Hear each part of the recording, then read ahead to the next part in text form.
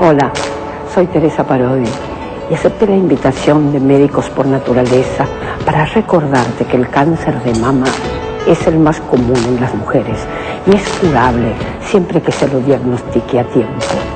Por eso es indispensable el control médico anual, la autoexploración periódica y la mamografía.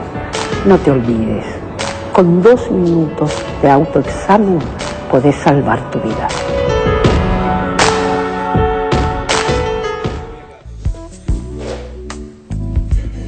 Bueno, ahora pasamos una nota con Matías Nirenberg, que es coordinador del taller de radio de la Fundación EMA, que es Esclerosis Múltiple Argentina. ¿Por qué? Nos pareció muy importante mostrar que existen espacios donde aquellas personas que son afectadas por esta enfermedad, que puede ser muy conmocionante y los puede afectar enormemente, encuentren un lugar donde expresarse y donde sentirse que hay otros pares que están pasando por lo mismo.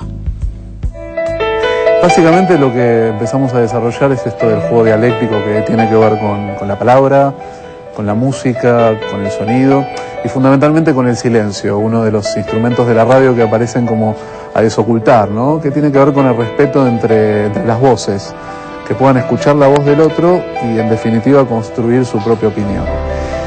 Y lo que tratamos de hacer es que cada uno desde sus capacidades, sus habilidades, de sus destrezas lingüísticas puedan aportar su conocimiento y su saber, porque las competencias las tienen, lo interesante es que acá lo ponen en un juego colectivo, y es lo que de alguna manera engendra la naturaleza de la radio, que es una suerte de multivoces que, bueno, que de alguna manera se disfruta y ellos lo celebran aquí los días lunes. En principio son entre 10 y 12 participantes que vienen asiduamente, en general no faltan, es un lugar donde, como dicen ellos, se celebra, se festeja y se aprende por el otro lado, o sea que son como 2 vías que se comunican, se intercomunican y bueno, y lo fundamental, lo que ellos sostienen, digo, los pacientes, es que se van con una sonrisa y eso lo de alguna manera, más allá de lo terapéutico, es lo que engendra este taller de radio, ¿sí? Que se empiecen a conocer, a reconocer y a compartir sus propias sensaciones. Han elevado cierta autoestima en el sesgo de comunicarse entre ellos, el descubrirse el uno al otro. A partir del taller de radio hubo algunos que empezaron a conocer a la otra persona porque el taller de radio posibilitó descubrir a ese personaje, decimos nosotros, en el cual, bueno, fueron no solo desde las familias, sino de sus comportamientos cotidianos, de sus costumbres, fueron conociendo al compañero, que a lo mejor en otros espacios esto no se desarrollaba, y la radio provocó todo este tren de emociones, insisto, de sensaciones, y de una brújula de mucha alegría en el grupo. Y nosotros somos una suerte de habilitadores, no solo de coordinadores, sino que habilitamos la palabra a esa persona que a lo mejor está en una posición distinta al resto de la sociedad, pero sin embargo demuestran aquí en este espacio que pueden desarrollar diferentes temáticas, que pueden tener su propia opinión y que en definitiva tienen voz propia, ¿sí? Que eso de alguna manera a mí en particular me satisface y me eleva en esta disciplina que he elegido, que es la comunicación social. Bueno, gracias a Dios que existen estos espacios donde justamente se pueda encontrar esta vía de comunicación y de expresión, que es lo más importante. Estamos recibiendo mensajes, escuchamos, Roberto. Emilia de La Reja Moreno, tiene 85 años, y pregunta cuál es la diferencia entre miastenia, ella tiene miastenia, y esclerosis múltiple. A ver, la miastenia es otro tipo de enfermedad distinta que tiene que ver con cierta debilidad y cansancio muscular progresivo, que habitualmente las personas a la mañana arrancan con toda la energía y a medida que van pasando el día se van agotando y cansando y cansando y cansando, y generalmente es bastante generalizada, no evoluciona por un foco acá, otro foco acá y distinto, así que es una enfermedad distinta, okay. No tiene que ver con... es otro capítulo aparte. Otro capítulo. Amelia de Partido de Lincoln pregunta si la esclerosis múltiple comienza olvidándose de las cosas. No habitualmente, pero... No. Podría ser, ¿no? Puede ser un síntoma más, no es el específico, digamos. Podría suceder que haya problemas cognitivos, sí, de pérdida de memoria, de concentración, pero no es específicamente... Aparece más como o trastornos de la sensibilidad, o trastornos motrices, o trastornos de la coordinación, o trastornos del equilibrio, o trastornos auditivos, o trastornos visuales, pero no tanto con trastornos de la memoria. Bueno, está aquí con nosotros el doctor Orlando García, que es jefe del área de esclerosis múltiple del Hospital Ramos Mejías, ¿así? Sí, así es. ¿Cómo le va, doctor? Bienvenido. Muy bien. Buenos días, gracias por invitarme. Bueno, un placer. ¿Hay distintos niveles de esclerosis múltiple?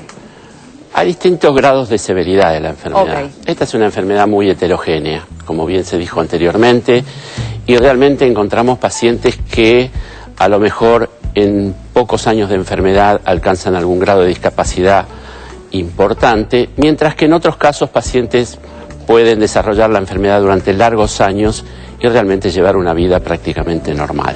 Pregunta, perdón que lo interrumpo en esta instancia. ¿Esto depende del diagnóstico precoz? ¿Depende de cada individuo? ¿De qué depende eso? Depende del genio de la enfermedad. Ok, porque digo, si no por ahí genera mucha angustia en quien lo está recibiendo, ¿no? Pensar, Claro. digo, ¿por qué a mí se me desarrolla de una manera abrupta y por qué a él que está enfrente casi no tiene síntomas? Seguro, sí. Bueno, estos son uno de los temas que siempre plantean los pacientes cuando se reúnen. Claro. ¿Por qué hay tanta disimilitud en las formas, en el grado de severidad? Y realmente tiene que ver, hay muchas cosas que no conocemos aún de la esclerosis múltiple y esta es una de ellas, digamos, por qué en algunas personas se comporta de manera más agresiva, claro, mientras que en otras no. El diagnóstico precoz está relacionado con el tratamiento precoz. Okay. O sea, diagnóstico precoz, la importancia es para poder implementar un tratamiento rápido. Y sí sabemos, como dijo antes el doctor Montalbán en lo que ustedes mostraron, que el tratamiento precoz definitivamente modifica la evolución, el curso de la enfermedad y los pacientes tienen muchas más chances de estar mejor. ¿Los tratamientos son iguales para todos los pacientes? ¿El tratamiento fundamental es ofrecerle un desinflamatorio poderoso para que esto funcione? ¿O de acuerdo al grado de severidad que tiene la enfermedad, las cosas varían? Sí, por empezar, digamos, no todas las esclerosis múltiples deben ser medicadas. Creo que es un concepto importante porque la forma clínica de esclerosis múltiple que requiere tratamiento antiinflamatorio, sí, de estos que mencionamos, es la forma en recaídas y remisiones. Hay un 10-15% de los pacientes que tienen formas llamadas primarias progresivas, es decir, donde no vemos esa oscilación en el cuadro neurológico y lamentablemente esos pacientes no tienen hoy oportunidad de un tratamiento que modifique la evolución de la enfermedad. Así que uno de los aspectos fundamentales es determinar claramente qué paciente debe ser medicado y cuál no.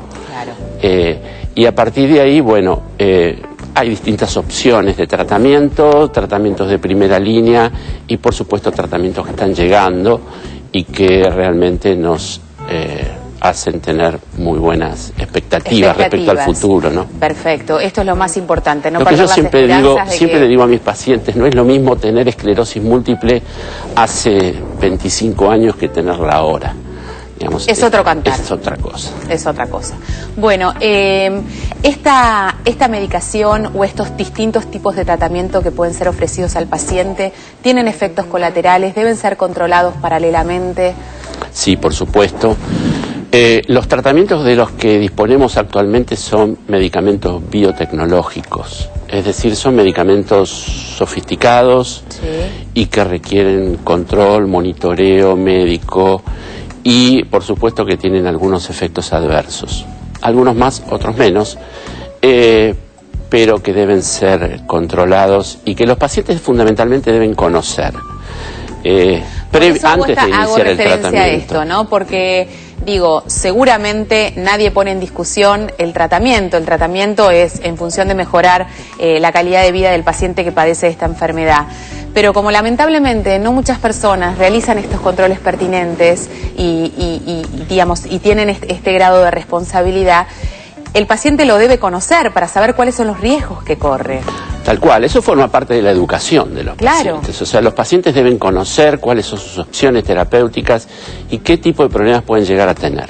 Por ejemplo, los interferones beta, el efecto más común que causan es un cuadro de tipo pseudogripe, sí, después de la aplicación, con un poco de fiebre, dolores musculares, dolores de cabeza, que después, con el tiempo de la aplicación, eso se va atenuando. Eso es lo más frecuente. A lo mejor nuevos medicamentos más agresivos como el natalizumab, que decía el doctor Montalbán antes, bueno, pueden potencialmente tener también más riesgos. Claro. Tenemos mensajes, los vamos a aprovechar al doctor que está aquí con nosotros para responder. Roberto, te escuchamos. Mónica de Lanús dice, su madre tuvo esclerosis, quiere saber dos cosas. Por un lado, si es hereditaria esta enfermedad y por otra parte, si la esclerosis en placa es lo mismo que la esclerosis múltiple. Muy importante esto porque no lo habíamos mencionado hasta ahora. ¿Es o no es hereditaria esta enfermedad? No es hereditaria en el sentido común que le damos a ese concepto, digamos, no es una enfermedad que se transmite de padres a hijos, sí lo que se transmite es, o se puede transmitir, es una susceptibilidad a padecerla, una susceptibilidad genética. Esto significa que hijos de personas con esclerosis múltiple tienen un riesgo mayor de tener la enfermedad que la población general, pero no quiere decir que necesariamente la van a tener. Perfecto. De hecho, el porcentaje de transmisión así es bajo. Otro mensaje. Patricia de Santiago del Estero tiene un hijo de 10 años con esclerosis múltiple y pregunta por qué se le ponen los nudillos tensos, duros, hinchados. Ya le pasó en 2 o más oportunidades. Algo que quedó pendiente de la otra pregunta, sí. Discúlpame. Esclerosis múltiple es sinónimo de esclerosis en placa. Esclerosis en placa es el término más viejo. Más viejo, más okay. antiguo. ¿Y qué le decimos a esta mamá preocupada? Sí, esto obviamente? es un poco difícil de interpretar. Probablemente tenga que ver con algún tipo de movimiento o espasmos relacionados con espasticidad en los miembros superiores que generan algún tipo de movimiento como de extensión y que, bueno, puede generar, digamos, rigidez en las manos y a veces hasta dolor. Hasta dolor. ¿Pero esto es tratable o forma parte de la enfermedad? Sí, esto es tratable, digamos, todo lo que... La enfermedad tiene dos aspectos del tratamiento. Un manejo, que es el que hablamos hasta ahora, digamos, exacto, la cosa preventiva de la aparición de recaídas. Pero tiene un manejo que no es menos importante, que es el manejo de los síntomas. Sintomático, claro. Los pacientes tienen, como bien se dijo antes, problemas esfinterianos, problemas sexuales, espasticidad, dificultad para caminar, problemas en la visión, entonces múltiples problemas en el equilibrio, y cada uno de estos aspectos tiene un manejo farmacológico en algunos casos y en otros a través de la rehabilitación. Está bien. Entonces es importante que la gente tenga el concepto que el tratamiento de la esclerosis múltiple es un tratamiento integral. No nos podemos quedar solamente en la medicación inmunológica, digamos, sino que hay otros aspectos, también por supuesto la adecuada, prestar la atención a los aspectos psicológicos, a los aspectos familiares de la enfermedad, a los aspectos laborales. O sea, la repercusión de esta enfermedad va muchísimo más allá que lo físico. Obviamente. En un ratito vamos a estar hablando justamente con la licenciada Joal respecto a este tema, cómo hablar y cómo desarrollar y cómo fortalecer anímicamente a la persona y al entorno familiar que tienen que convivir a diario con esta enfermedad. Había quedado una pregunta del doctor Berman. Sí, dos preguntas cortitas. Primero, el costo y la accesibilidad de los fármacos. Es algo que es de distribución gratuita en los hospitales, se puede... Y la otra cosa es, ¿cuál es el porcentaje de pacientes que con diagnóstico que puede hacer una vida completamente normal? O sea, ¿cuál es el grado de invalidez que genera esta enfermedad en porcentaje? O sea, el diagnóstico. ¿La mayoría hace una vida normal o la mayoría termina con secuelas? La mayoría hace una vida razonablemente normal.